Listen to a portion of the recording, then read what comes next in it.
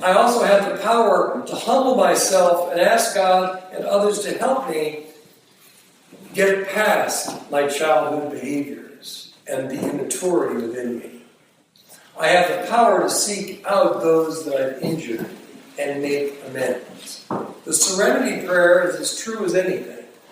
God, grant me the serenity to accept the things I cannot change, the courage to change the things I can, and the wisdom to know the difference.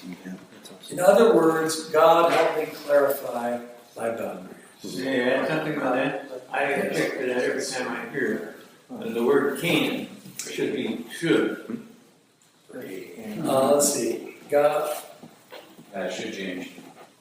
the courage to change the things I should, Yes. and the wisdom to know the difference. Yes. Okay? That's another way of looking at it. Or must change or ought to change. Want to get through them all here. The law of respect. If we want people to respect our boundaries, we must respect theirs as well. Hearing no is not easy for any of us. But if we love and respect people when they tell us no, they will in turn respect our no.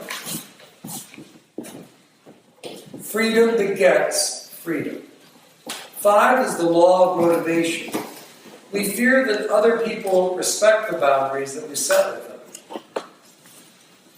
I'm afraid that if I tell people no, or if I be specific about my needs, they will be disappointed, angry, or hurt. We fear abandonment. We fear that we might not be loved or respected anymore. All of us have that fundamental fear of the loss of love or abandonment, the fear of others' anger, the fear of loneliness, the fear of losing the good inside me. We fear guilt. We feel guilty when we want to pay somebody back for hurting us. We feel badly if we don't have everybody's approval. And this whole notion of fear is something we need to get rid of. We need only fear the Lord and choose the right. So in the law of motivation is fear. In the law of motivation, what keeps me from motivation is fear. Fear that by standing up for what I believe, others may reject it. Law 6, the law of evaluation. Sometimes we assume that if we set boundaries, we will get a negative response. Though this is sometimes true, that doesn't mean we should avoid boundaries. Ultimately, when we set boundaries, the result is good for both you and the other person, though it's not easy. For example, in today's church, I never meet with women alone in the church. Never. Not in today's world. Because I don't know what can happen. So that's a boundary of mine. So my secretary or somebody's always in the office, always aware of what's going on. And I always have the window open. It's more difficult sometimes when by the window's open, I mean the curtains. It's always, in today's world, that is so litigious and so gone over the rail about inappropriate sexual boundaries, many of which are right on. I don't take that risk. I'm not risking any boundaries. If I visit a woman in her home, I take my wife with me. I make sure and protect self. You need to decide on your boundaries that you want to set up. Okay, and then there's the law of proactivity, 7. For every action, there is an equal and opposite reaction. Cloud and Townsend give the example of someone who spent years being passive and compliant and then suddenly exploding out of nowhere. Through this reactive phrase of boundary creation is helpful, especially for victims, and frees that person from feeling powerlessness. Being stuck in this phase does not necessarily allow for the development of proactivity.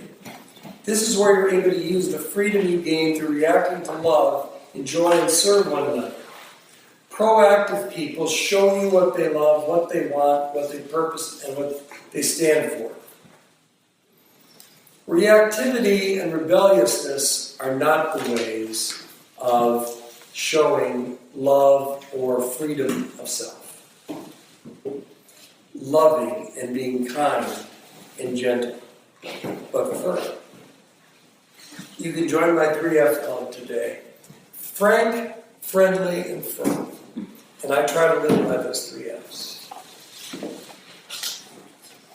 Next comes in number 8, the law of envy. Envy focuses on what others have accomplished, or in other words, outside of our own boundaries.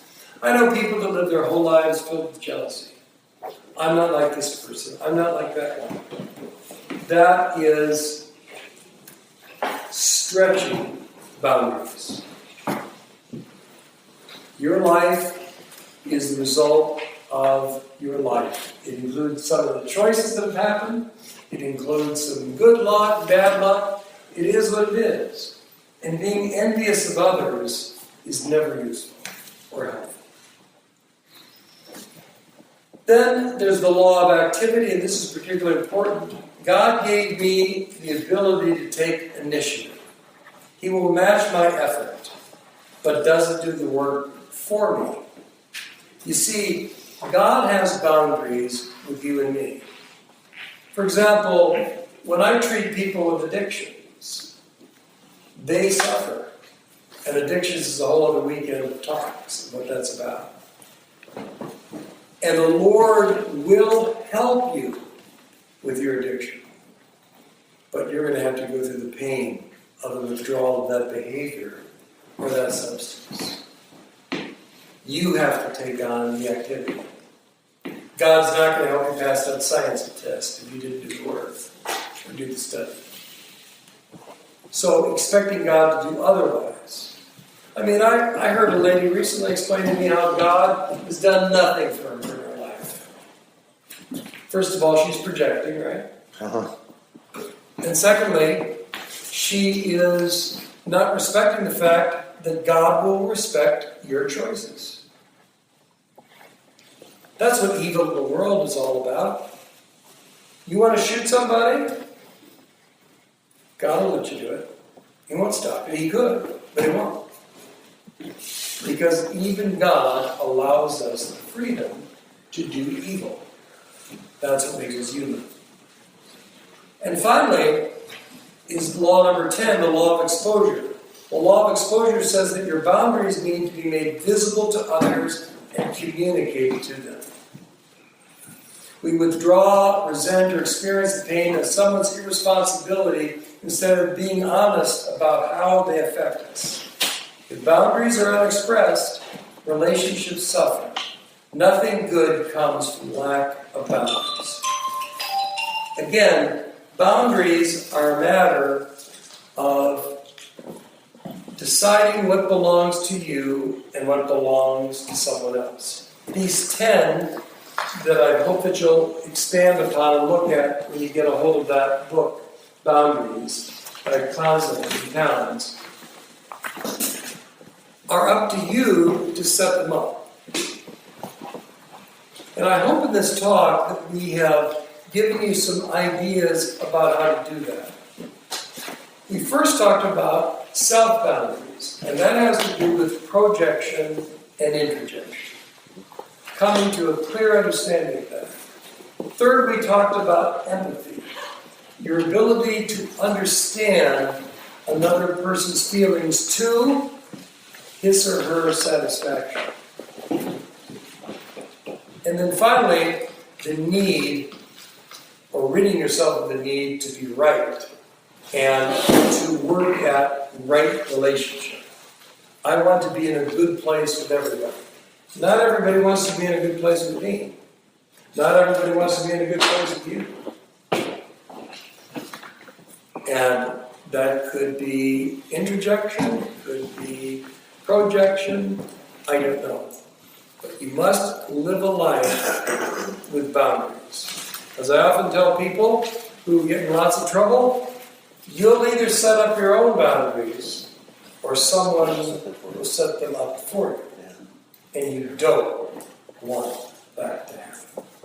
Any questions as we wind down? That's good. Did you ever hear of Michael Coulter? Yes. Author? And I think he wrote in the 80s or something. Power. Mm-hmm. Power was a vacuum. People that go into power generally can get certain things that they want, but what they get along with that power is a lot of envy and resentment and anger. Because people don't like others that are in the power. We have a generation of young people growing up today that are into power more than I've ever seen in the past. I can make up my own decisions. You see, in the 1960s, 50s, 40s, 30s, what were your influences? They were relatively few and far between. What are the influences now? Your mother and your father, the church, the Christian faith is just one influence among many. And those other influences can be very, very attractive. If it feels good, do it. That's the boundary by which so many live. I really mean this, gentlemen. I don't have an answer outside of Christ. Outside of a complete surrender to Jesus Christ. I don't know how you can get through this life in a healthy and holistic way. As a very good spiritual mentor once told me, ultimately, Jesus is the answer to everything.